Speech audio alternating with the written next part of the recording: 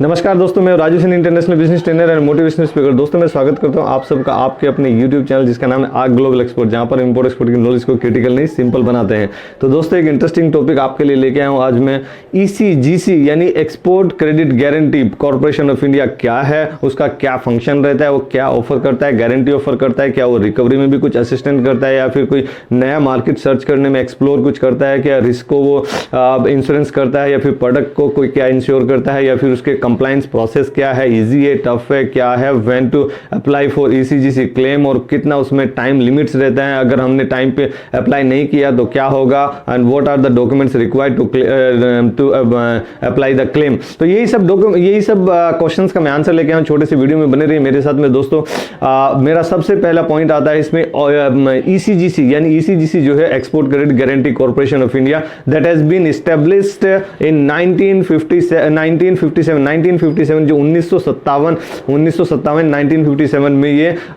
Formation हुआ था ECGC का, जब इंडियन गवर्नमेंट को ये लगने लगा कि हमें अपने एक्सपोर्ट को बढ़ाना है। क्योंकि देखिए, अगर आपने कहीं ऐसे गलत पार्टी को आपने एक्सपोर्ट कर दिया और आपने बिना किसी को इंश्योरेंस लिए या फिर बिना कोई एडवांस लिए आपने उधारी में दे दिया या फिर आपने ऐसे क्रेडिट पे दिया, LC पे भी दिया, लेकिन फिर आपके साथ में बायर ने पैसा नहीं दिया, काइंड ऑफ आपके साथ में कुछ ट्रेजेडी हो गया, आपके साथ में कुछ फ्रॉड हो गया, तो आप क्या फिर उससे डीमोटिवेट हो जाते हैं और फिर आप इंपोर्ट एक्सपोर्ट का बिजनेस छोड़ देते हैं। तो उसमें क्या है, फिर अल्टीमेटली कंट्री का क्या है, इकोनॉमी रुक जाता है, इकोनॉमी कम हो जाता है। तो यहाँ पर गवर्नमेंट ने कंट्री का इकोनॉमी बूस्ट करने के लिए एक सिक्योरिटी पैनल दिया है आपको। जैसे अगर हम कार लेते हैं तो कार इंश्योरेंस लेते हैं, तो कार, इसका मतलब ये नहीं कि अगर हमने इंश्योरेंस लिया है तो कार का जाके वहां पे ठोक दो या कहीं एक्सीडेंट कर दो। It is not like this. आपको इंश्योरेंस मिला है कि आपके सेफ्टी के लिए, सिक्योरिटी के लिए। तो जो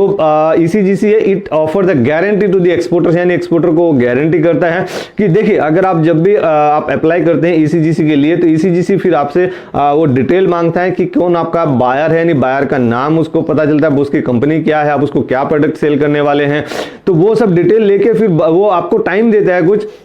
तो उस बीच में उसका क्या अलग से एक डिपार्टमेंट रहता है, वो रिसर्च करता है कि बायर जो है, बायर किस टाइप का, इसका जो सिविल स्कोर है वो सिविल स्कोर उसका चेक करता है और उसको फिर बाद में आपको बताता है कि आप इसकी पार्टी के साथ में काम कर सकते हैं कि नहीं कर सकते हैं। अगर वो फ्रॉड होगा तो ऑलरेडी उन्होंने पूरी लिस्ट बनाई हुई है, किसी कंट्रीज में उन्होंने पूरा कंट्री वाइज लिस्ट बनाया हुआ है कि ये बंदा फ्रॉड है, ये पार्टी फ्रॉड है, ये पार्टी फ्रॉड है, इसका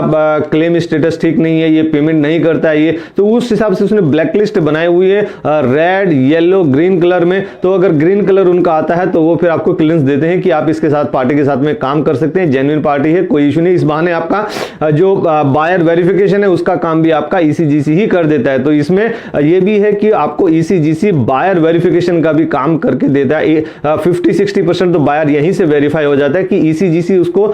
जो गारंटी है उसकी गारंटी लेने के लिए रेडी है कि नहीं रेडी है। अगर गारंटी लेने के लिए रेडी है तो 50% आप समझिए कि आपका बायर सही है। तो नेक्स्ट आता है कि ECGC offers you the insurance, यानी वो इंश्योरेंस प्रोटेक्शन आपको ऑफर करता है। तो इंश्योरेंस से मतलब कोई भी आप गुड्स भेज रहे हैं तो उसमें अगर पेमेंट टर्म आपका कहीं अटक जाता है या फिर बायर इनसोलेंट हो जाता है या फिर आपका बायर भाग जाता है या फिर बायर की डेथ हो जाती है या फिर कहीं पर कुछ इश्यूज आ जाते हैं, आपको पेमेंट नहीं मिल पाती है या फिर बायर पेमेंट देने से मना कर देता है या फिर आपके बीच में कुछ डिस्प्यूट हो जाता है किसी चीज को लेके। क्योंकि कई बार अगर जैसे उसको पैसे नहीं देते तो सबसे पहले यही बोलता है कि क्वालिटी खराब है, क्वालिटी में प्रॉब्लम है। हमेशा जैसे जितने भी मैंने केसेस देखे हैं अपनी लाइफ में, अभी तक का मेरा 15 साल का एक्सपीरियंस हो चुका है, तो उसमें जितने भी केसेस देखे हैं उसमें मैक्सिमम आंसर यही रहता है कि आपका क्वालिटी खराब है। जैसे मैक्सिमम ये सब केसेस जो आते हैं फ्रेश एंड वेजिटेबल्स में आते हैं और दुबई या इस टाइप की कंट्री, मतलब ये मलेशिया, दुबई, इन सब कंट्री और श्रीलंका, इन 3 कंट्री में अगर हम बात करें तो 3 कंट्री ब्लैकलिस्ट में आई हुई है। हर 3 मतलब जैसे ECGC का डाटा अगर मैं उठा के बात करूं, मैं उनके सीनियर मैनेजर से भी बात किया एक बार, तो उनसे मुझे यही सीखने को मिला, यही पता लगा कि जो हमारा कंटेनर है, every 3 shipment is converting in the claim, यानी कोई भी अगर हम दुबई एक्सपोर्ट कर रहे हैं, श्रीलंका एक्सपोर्ट कर रहे हैं, तो और ये मलेशिया, तो ये सब कंट्रीज क्या है, ये ब्लैक लिस्ट में उन्होंने डाला हुआ है, यानी अब उनको एक्सपोर्ट तो कर ही रहे हैं, लेकिन उन्होंने ध्यान रख के करना। मैं कभी भी अपनी वीडियो में बताता हूं, दुबई में अगर आपको करना है तो वहां पे क्या उधारी का धंधा हो गया, और एक गलत आदत किसने लगाई, हमने, वी इंडियन एक्सपोर्टर्स, हमने ये उधारी का धंधा वहां पे किया, यानी कुछ वहां पे इंडियंस ही है जो वहां पे जाके बैठ गए हैं और अपनी कंट्री से वो वहां इंपोर्ट कर रहे हैं और फिर वहां पर वो कमीशन पे काम कर रहे हैं। तो that is not actually good, we have to be little more smart, more clever than them. तो नेक्स्ट पॉइंट आता है कि provide ECGC provide the guidance for exporters, यानी यहां पर जैसे मैं पहले भी बताया कि वो जो एक्सपोर्टर है उनको गाइडेंस प्रोवाइड करता है, वो इंफॉर्मेशन अबाउट द बायर के बारे में वो बताता है कि उसका क्रेडिट स्कोर क्या है, सिविल स्कोर जिसको बोलते हैं, उसका सिविल स्कोर क्या है, वो कंपनी कितना पुराना है, कब से वो रजिस्टर हुआ है और उसका बैलेंस शीट क्या है, वो सब डिटेल उनका, क्योंकि जैसे ईसीजीसी हो गया तो ईसीजीसी उनका जो बायर होगा, बायर का जो बैंक होगा उसके साथ में भी वो कांटेक्ट कर सकता है और उनके साथ में उनकी इंफॉर्मेशन शेयर होती है और ये अपने अच्छे रिलेशन बना के रखते हैं दूसरे गवर्नमेंट के साथ में, दूसरे बैंक के साथ में, so that trade can go in smooth way. तो जब ट्रेड स्मूथ वे में होगा तो वहां पे तो फ्रॉड होगा ही नहीं दोस्तों। तो आप ईसीजीसी का जरूर कवर लेके चलिए। नेक्स्ट आता है assistance in recovery of debts, यानी अगर आपके साथ में कुछ फ्रॉड हो जाता है तो उसमें गवर्नमेंट जो ईसीजीसी का, गवर्नमेंट एक्चुअली ईसीजीसी क्या है, गवर्नमेंट बॉडी है, तो गवर्नमेंट उसमें आपका हेल्प करती है, यानी ईसीजीसी का अलग से डिपार्टमेंट है उसमें, रिकवरी वाला डिपार्टमेंट। तो उसमें क्या है, वो लोग जो एलसी वाला बैंक है, यानी जिसने आपको एलसी इशू किया था, जो आपका बायर है, जो आपका इंपोर्टर है, उसको एलसी इशू किया था उसके बैंक ने, तो इशूइंग बैंक जो है, इशूइंग बैंक से वो लोग कॉन्टेक्ट करते हैं और बैंक जो है फिर वो बायर के ऊपर प्रेशर बनाता है, प्रेशर डालता है कि आप इसको जो आपका ये सप्लायर है, सप्लायर को आप पेमेंट कर दीजिए, सप्लायर को पेमेंट कीजिए, कोई इशू नहीं है, अगर डॉक्यूमेंट सब सही है, गुड्स आपका सही है, क्वालिटी सही है, आपके एज पर कॉन्ट्रैक्ट सब चीज सही है, तो आप उसको पेमेंट कर दीजिए। What is the point, not to be make an payment, तो पेमेंट तो आपको करना ही पड़ेगा। तो उस हिसाब से आप प्रेशर वो डालते हैं। तो इस हिसाब से हम बात कर सकते हैं कि ECGC assisting Indian exporter for recovering of the डेब्ट इफ एनी। तो नेक्स्ट आता है कि प्रीमियम ऑफ ईसीजीसी, कुछ एक्सपोर्टर्स मुझे पूछते हैं कि सर ईसीजीसी का जो प्रीमियम होता है वो कितना होता है, नॉर्मली रफ आइडिया एक बताइए। तो it is all depend upon the risk involve in the particular product, particular country, particular buyer. तो अगर जैसे मैं टर्म इंश्योरेंस की बात करूं या फिर अपने लिए हम लाइफ इंश्योरेंस लेते हैं तो एज के ऊपर डिपेंड करता है, यानी अगर मेरी एज 50 इयर्स है तो मेरा प्रीमियम सेम रहेगा, मतलब ज्यादा रहेगा फॉर द सेम कवर। जैसे अगर मैं 1 करोड़ का कवर ले रहा हूं तो 1 करोड़ के लिए अगर मेरा एज 20 ईयर है तो उसका प्रीमियम मिनिमम रहेगा, अगर मेरा 15 ईयर है तो और मिनिमम रहेगा, अगर मेरा 40 साल है तो उसके लिए थोड़ा सा और ज्यादा होगा, और 50 साल में अगर मैं इंश्योरेंस लेने जा रहा हूं तो उसका प्रीमियम हाईएस्ट होगा। तो ये डिपेंड करता है कि आपका रिस्क कितना है, क्योंकि देखिए जैसे आपका एज बढ़ता जा रहा है तो आपका लाइफ का रिस्क उतना ही ज्यादा होता जा रहा है। तो ये उसी टाइप से इनडायरेक्टली प्रोपोर्शनल है, यानी वो डायरेक्टली प्रोपोर्शनल है, जैसे आपका एज बढ़ता जा रहा है तो प्रीमियम भी आपका बढ़ता जा रहा है, रिस्क आपका बढ़ता जा रहा है। तो ऐसे यहां पर भी है कि अगर आपका रिस्क बढ़ता जाता है तो उन्होंने क्या है, उन्होंने इस चीज को जो ईसीजीसी उसको अलग अलग कैटेगरीज में डिवाइड किया गया है, मतलब कहां कहां पे आपको कितना रिस्क है, तो वो उसको बोलते हैं बायर अंडरटेकिंग और कंट्री अंडरटेकिंग। तो उसमें वो लिस्ट रिस्क से to the highest risk, buyer को भी ऐसे डिवाइड किया गया है और कंट्रीज को भी ऐसे डिवाइड किया गया है। जैसे अफ्रीकन कंट्रीज की अगर हम बात करें तो वो डेवलपिंग कंट्रीज है, तो वहां पर रिस्क ज्यादा है,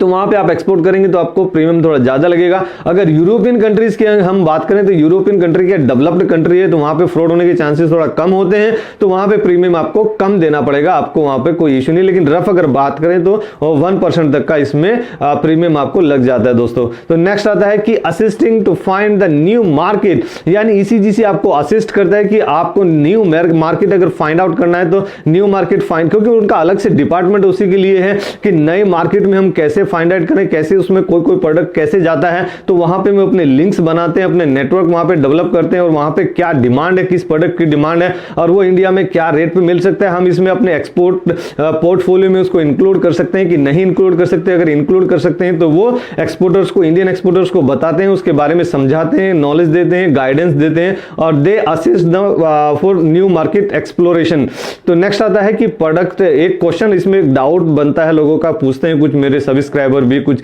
फ्रेंड्स लोग भी पूछते हैं कि जो ईसीजीसी है वो किस टाइप का इंश्योरेंस देती है, यानी प्रोडक्ट का इंश्योरेंस देती है या फिर रिस्क कवरेज का इंश्योरेंस देती है। तो देखिए मैं यहां पे क्लियर कर देना चाहूंगा फ्रेंड्स कि ईसीजीसी जो कवर देती है वो रिस्क इंश्योरेंस कवर देती है, रिस्क का प्रोटेक्शन देती है, यानी जो आपका रिस्क है, पेमेंट रिस्क की बात कर रहा हूं मैं। अगर प्रोडक्ट रिस्क की आप बात करें तो उसके लिए आपको